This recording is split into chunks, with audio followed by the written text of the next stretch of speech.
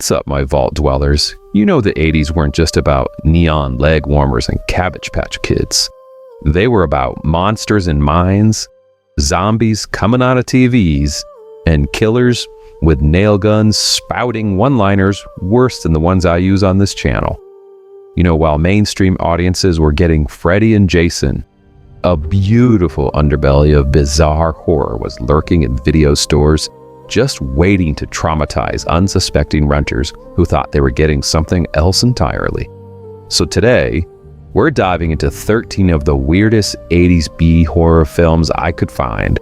I mean the ones that were either too strange, too cheap, or just too utterly insane to make it to your local multiplex.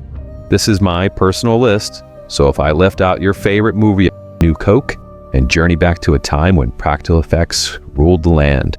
Let's get weird.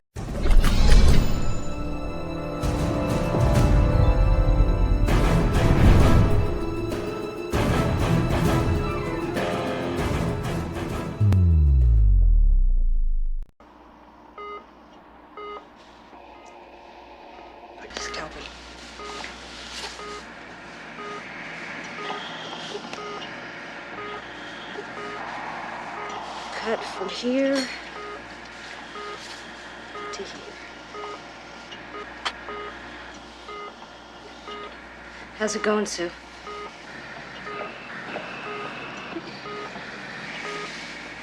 Right where it should be. Shit! My hand!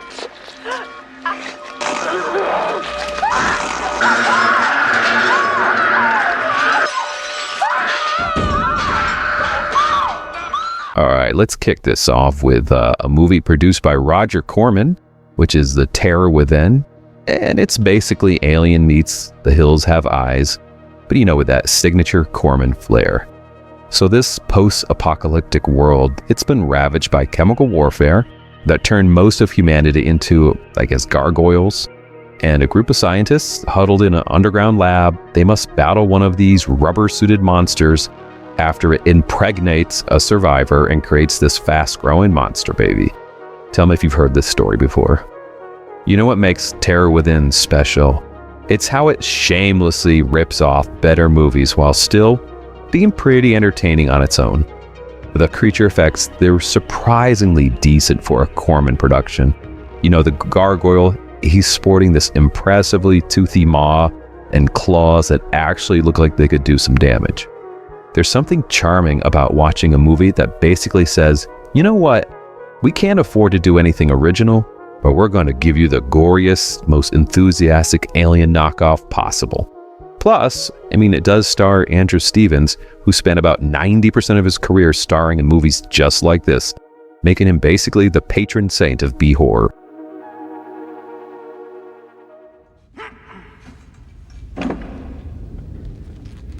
You know, I bet you if we could get through here, we'd be home free, man. With our next film, Trapped Alive, you know, nothing says Merry Christmas quite like escaped convicts taking hostages and then getting trapped in an abandoned mine shaft with a cannibalistic mutant. This frozen Wisconsin shot oddity follows a group of people who fall into a mine shaft during a snowy escape and then discover they're not alone down there. The cannibal who is living in the mine has clearly never heard of pizza delivery, but prefers instead to munch on unlucky visitors who fall down his shaft. It's like The Descent if it was made a decade earlier with about a tenth of the budget and set during the holiday party gone very, very wrong season. What makes Trapped Alive stand out, it's the genuinely creepy mind setting and just the bizarre tonal shifts. Like 1 minute it's a tense hostage thriller, and then it's a monster movie, and then suddenly there's this weird romantic subplot with the local deputy.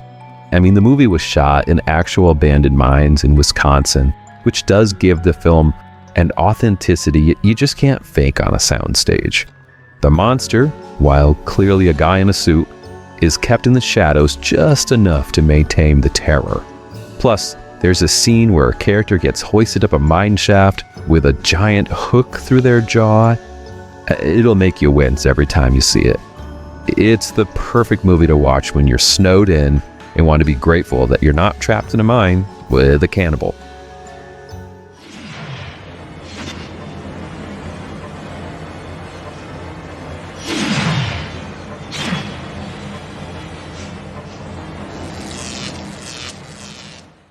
Before The Ring made creepy things coming out of TV mainstream, the Video Dead gave us haunted television that broadcasts only one channel, the Zombie Channel. So a family, they move into this new house and discover the previous owner received a mysterious TV that wasn't just showing zombies, but actually releasing these zombies into our world. And these aren't your standard zombies either. They're self-aware, who can use tools, they can set traps, and they seem to really enjoy hanging out around washing machines. You know, it's like Best Buy's TV department had a very specific haunting problem. The beauty of The Video Dead is its total commitment to its ridiculous premise. Director Robert Scott had about $200 and a dream, and he stretches every dollar out with creative zombie makeup and just some genuinely clever ideas. The film has this distinct late 80s DIY charm where enthusiasm completely outweighs technical skill, resulting in something both terrible and just wonderful at the same time.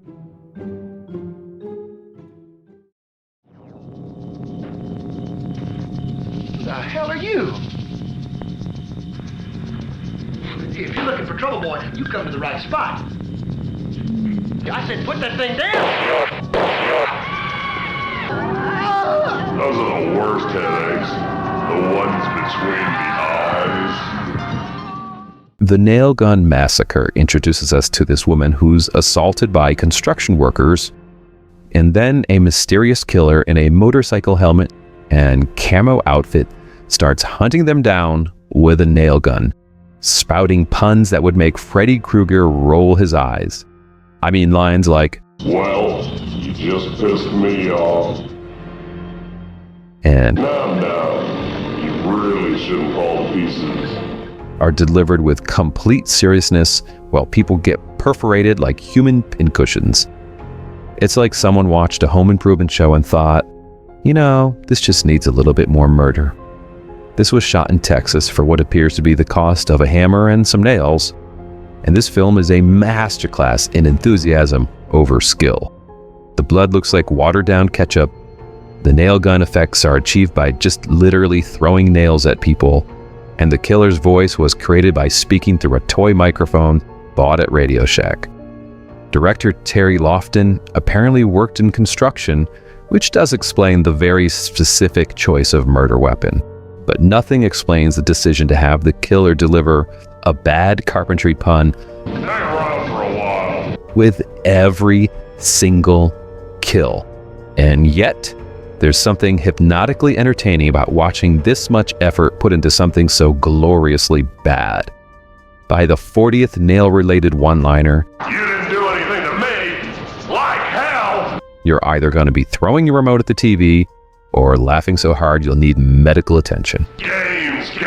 I'll make death a game. I would like for each of you to place your hand on the television because I'm going to heal you.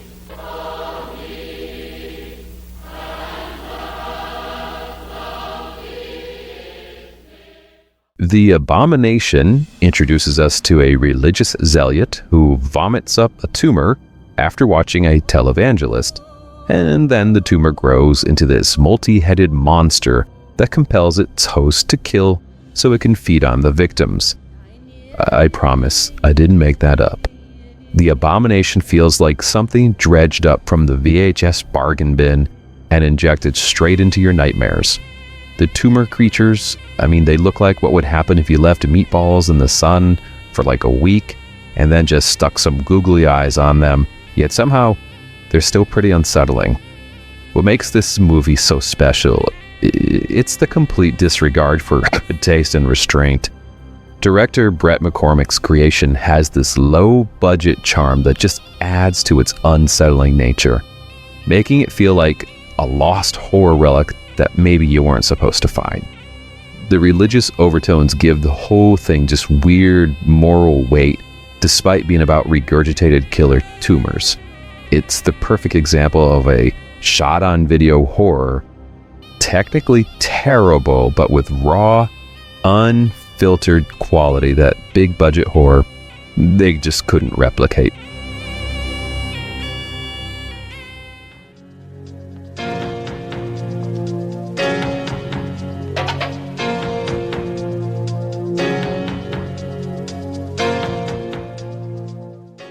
The movie Necropolis presents us this 800-year-old witch named Eva, who's resurrected in 1980s New York and immediately does what any ancient evil would do.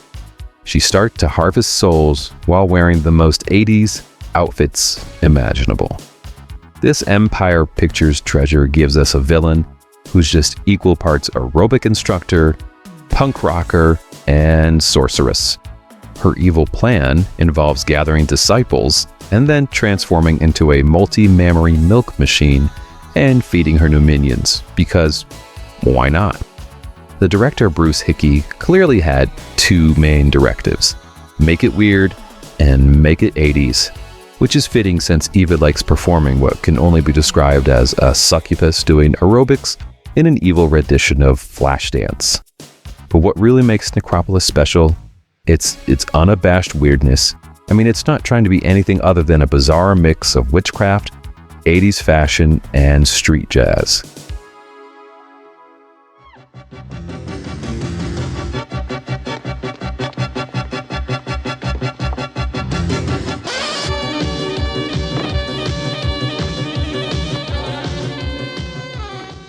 Stagefright features an escaped mental patient with a fondness for large owl masks who infiltrates a theater where a group of actors is rehearsing a musical about a killer.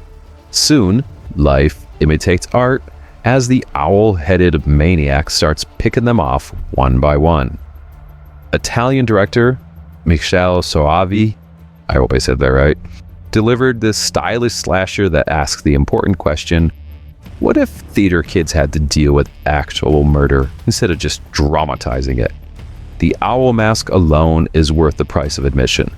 It's simultaneously ridiculous and deeply unsettling, especially when the killer tilts his head bird style while contemplating his next victim. What elevates Stagefright above other slashers is the movie's visual flair. This was clearly influenced by Dario Argento. I mean, the theater setting, it creates a perfect playground for stylish kills with moody lighting, elaborate sets, and an almost dance-like quality to the stalking scenes. There's a shot of the killer, just sitting in an empty theater, not really empty because he's surrounded by the bloody bodies of his victims, and they're arranged like grotesque audience members. That's more artfully composed than anything in most mainstream horror. It's the rare slasher that's as interested in creating beautiful images as it is in creating death scenes.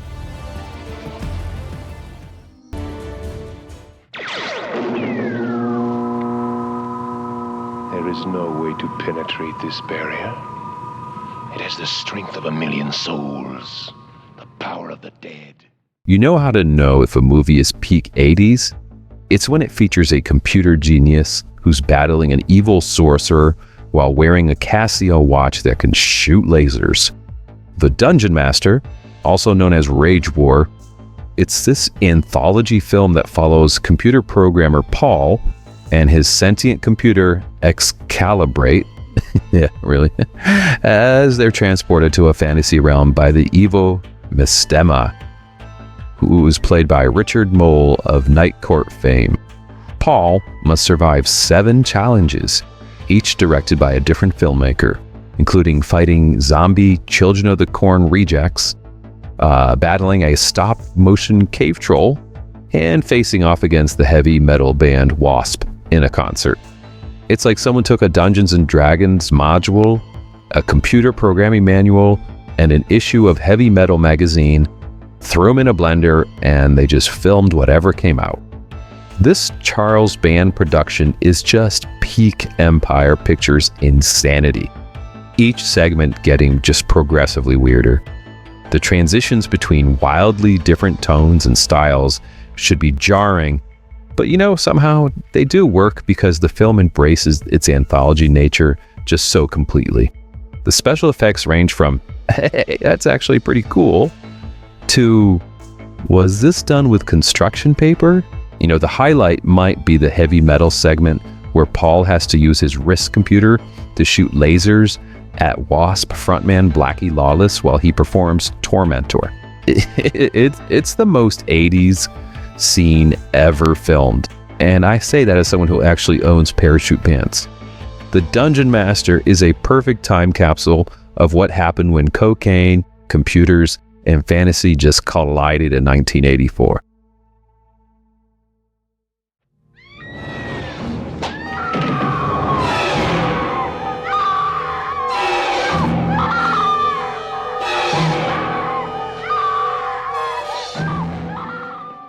The movie The Boogens takes us to this old silver mine that has been reopened in a small Colorado town, which releases turtle-like monsters with tentacles that have been trapped there for decades. These Boogens make their way through a series of tunnels connected to local houses and just start dragging people to their doom. It's like a monster movie made by someone who couldn't decide between tentacles and shells and just decided to go with both. And they created what would be essentially murderous Ninja Turtles years before these turtles actually existed. Director James L. Conway takes his time building suspense, focusing on the charming character dynamics of our main couples before unleashing the monsters. The creatures themselves are wisely kept hidden for most of the film, and they're shown mainly as tentacles grabbing ankles until the big reveal. And when we finally do see them, they're delightfully practical rubber monsters that look like the unholy offspring of a snapping turtle and an octopus. There's just something wonderfully old-fashioned about this film. It feels like a 1950s monster movie that time traveled to 1981 and picked up better gore effects. Plus, it features a heroic dog who survives to the end, which automatically earns its bonus points in my book. Now it's time for my story. My story deals with a man who used to live in that old dilapidated house behind those trees. So the movie Madman takes us to the story about a counselor who tells the legend of Madman Mars around a campfire and then shouts his name, which you should never do. His name is Mars. Madman.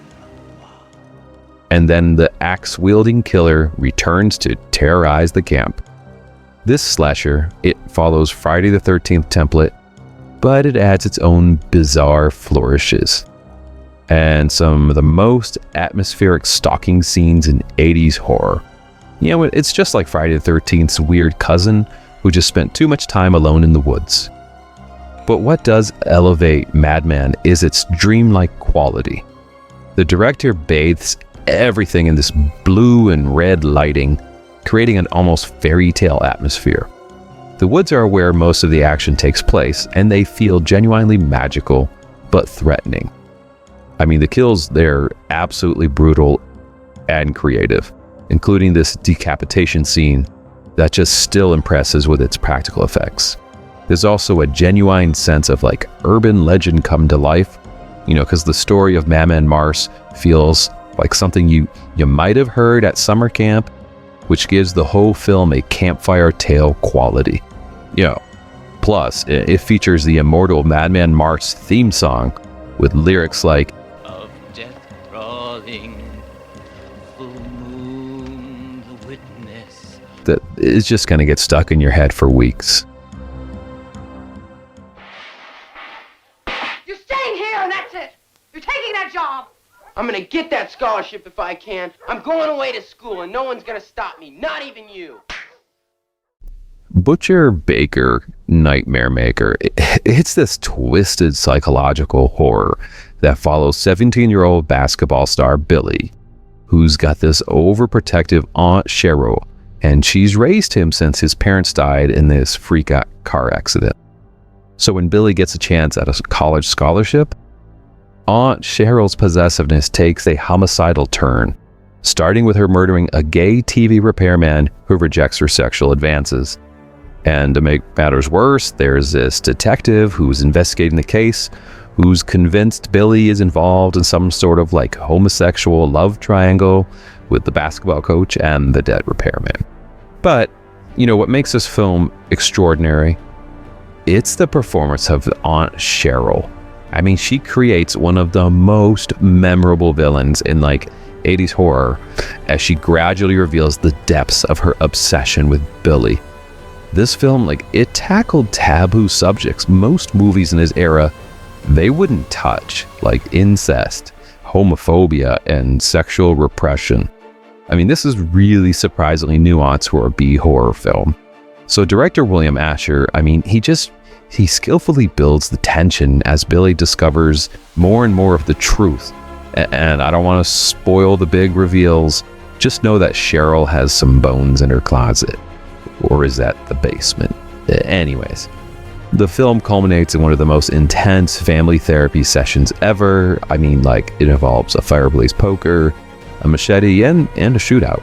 I mean, this is genuinely disturbing psychological horror that feels decades ahead of its time in its exploration of sexual identity and family secrets. We'll give him a burial at sea.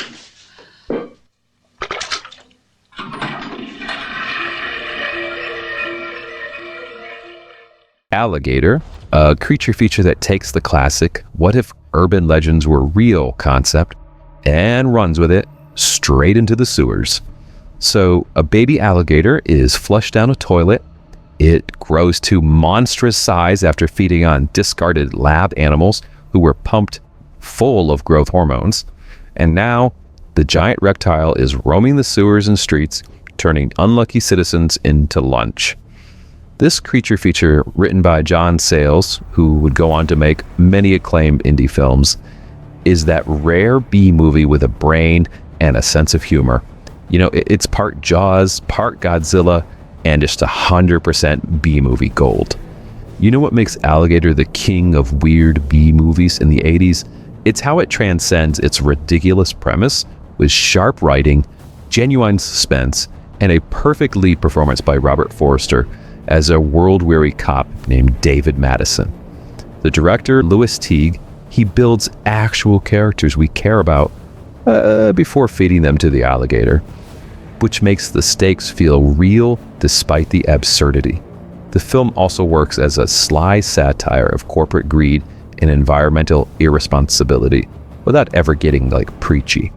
The alligator effects, which combine real alligators on miniature sets with practical monster effects, they totally hold up surprisingly well.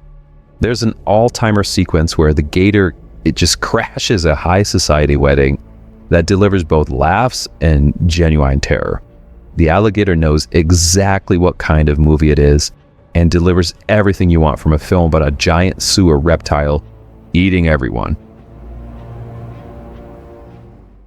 The 80s gave us a treasure trove of weird horror that has stood the test of time better than most of the decade's fashion choices. I mean, these films, they didn't have the budgets of A-list horror, but they had imagination, practical effects, and a willingness to get weird that makes them endlessly rewatchable today. You know, the beauty of these horror movies, it isn't just nostalgia. It's that they represent a kind of filmmaking that just barely even exists anymore. These were movies made by people who had crazy ideas and just enough money to bring them to life, without having focus groups or studio notes to water down their vision. I know, sometimes the vision involved tumor monsters or killer workout instructors, but at least it was pure. But hey, before you go, take a look at these great B-movie lists that we have on this channel, instead of just scrolling through streaming services complaining there's nothing to watch. But be careful what you flush down the toilet afterwards, and keep it weird, folks.